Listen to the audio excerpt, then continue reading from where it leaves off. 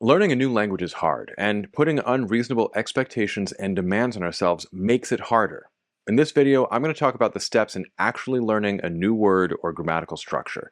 This is stuff I wish somebody had taught me when I was in elementary school, but I only really figured out for myself after grad school, because it's nowhere near as simple as people make it out to be. And once you understand it, you'll understand better what works for you, what doesn't, and why some crazy sounding schemes actually work, as well as why some really enticing promises from content creators are actually empty. If you're new to the channel, I'm Dr. Taylor Jones. I have a PhD in linguistics from the University of Pennsylvania, and I love all things language, linguistics, and culture. Today, we're talking about the hidden levels in learning a word or a phrase. This is Language Jones.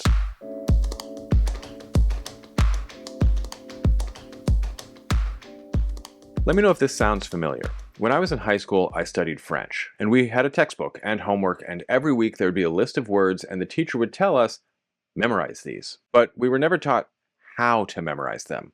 So I just went and reread the list of words a bunch of times and tried to get them into my head. And it didn't go great. And in fact, for one list of words, I definitely burned the moment of attempting to memorize into my brain, but none of the words. Now, this is not a video about the neuroscience of memory. Don't worry, that is coming. It's just taking some time.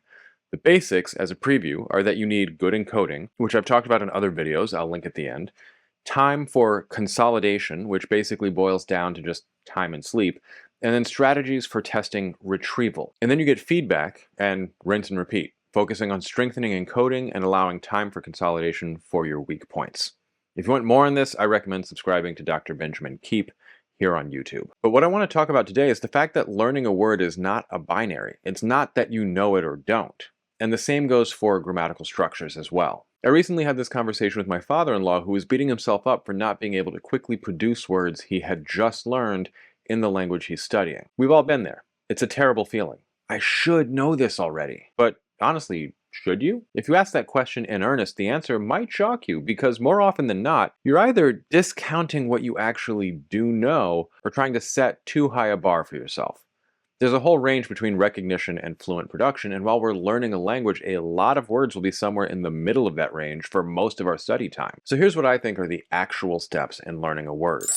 First is literally just exposure. The first time you see it, hear it, encounter it. If you're trying to learn that word, then the next step is not just being able to use it fluently in all instances and recognize it in novel utterances. The next step is literally just recognizing it at all. What do I mean by recognizing it? The thing we often beat ourselves up for. Oh, I know this one, but I can't remember what it means, but I've encountered this word before. Literally just recognizing that you've come across it is step one. We'll say the first encounter is step 0, like we're programming in Python or something. Step 2 relates to how much you've learned about the language. So if you're seeing something or hearing something and you go, oh, I know that. I can't remember what it means, but I've come across it before. And you also know, for instance, that it's a verb or a plural noun. Congratulations, you recognize both that you've come across the word before and something about morphological and grammatical structure. Stage 2.5 will be something like being able to figure out the meaning from context, since you know what kind of word it is. You didn't hear it and immediately understand it, but you recognized it and then thought, oh, right, that must mean discussion, or whatever the word is. Stage 3 is being able to recognize something you've encountered before and remember what it means. That is, understanding it. It does not, however, have to be immediate, intuitive understanding. It could be, I've heard that before. What does that mean? Oh, right. Stage 3 is a great place to be, and you should be pleased with your progress instead of beating yourself up. And those tip of the tongue moments are actually quite helpful in better encoding information in your memory. It's desirable difficulty. So as annoying as they are, you actually are engaged in the process of strengthening the memory for that word by literally not remembering it. I tell everybody that forgetting is a part of remembering, and this is what I mean. Stage 4 is where you go from passive to active. It's being able to start from the concept and generate the appropriate word or structure with unlimited time. Stage 4 is super annoying for both speaker and listener because you're struggling to find the word, but you eventually do find it. It's rattling around in there somewhere. 4.5 is when you can recall the word and conjugate or decline it correctly for context, not just whatever lemma you memorized. Stage 5 is being able to generate the word quickly. This is already a lot of material. Last year, I spent 3 months intensively studying Persian before a trip to a Persian-speaking country called Los Angeles. And I worked hard and followed a lot of best practices, and I did not make it to stage 5. I stalled out at 4.5. I could piece together sentences correctly with a lot of vocabulary, but it was excruciatingly slow. The good news is that when I go back to it, it's all rattling around in there, and I can just focus on going from stage 4.5 to stage 5. This is where a lot of heritage speakers find themselves. They can understand a ton of the language, but they just don't feel like they can speak it at speed. There's also the issue that a lot of them only have home vocabulary and only up to the level of a child, but that's a separate issue with a quick fix. Leave me a comment if you want a video for heritage learners. That's people who are learning or relearning the language their parents or grandparents speak when growing up in a different country or different linguistic environment. So onward and upward. Stage 6. So many stages, is being able to quickly and automatically generate the right word from thought to speech in the context of bigger sentence structures so you can actually say a sentence at full speed in real time without thinking each word real fast.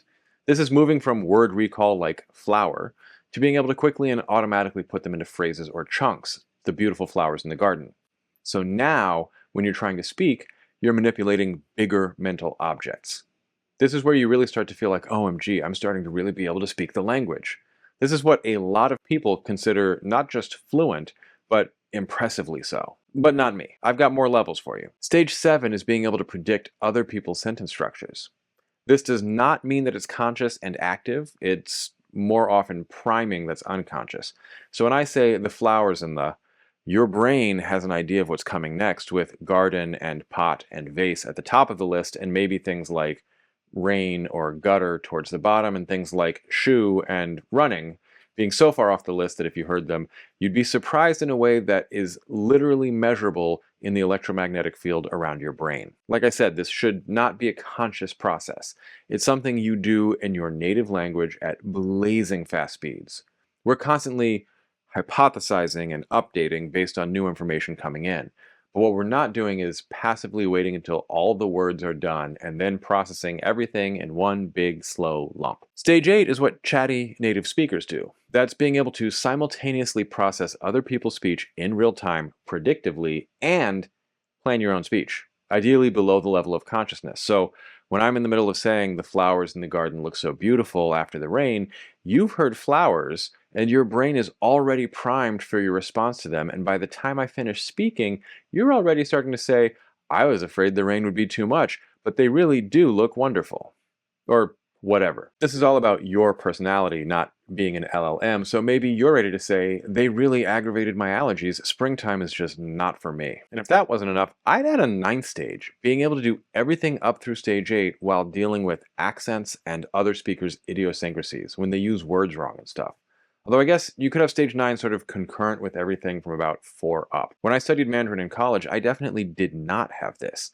We had a teaching assistant who spoke beautifully crisp standard Mandarin. Then, the listening exams were given by a Hutong-dwelling Beijing with Arhua that would make a pirate jealous, and a few consonant mergers, and I had no idea what he was saying. Basically, ever. Now I understand how accents work and how fast speech works, and it's a lot easier to work those skills into my learning from day one. But the takeaway here is that learning a word is a deceptively simple task because we have to ask, what does it actually mean to learn a word? I think most people expect to jump from stage 0 to stage 6 with nothing in between. And in reality, as you're studying a language, you're going to have words and you're going to have grammatical structures all along this spectrum. The words I first saw today, if they fit into a framework of things I already understand and are easily memorable, maybe I can just start using them right away. But more likely than not, I'm going to be struggling to recall what exactly they meant tomorrow, or how to say them, but with the recognition that I came across them today.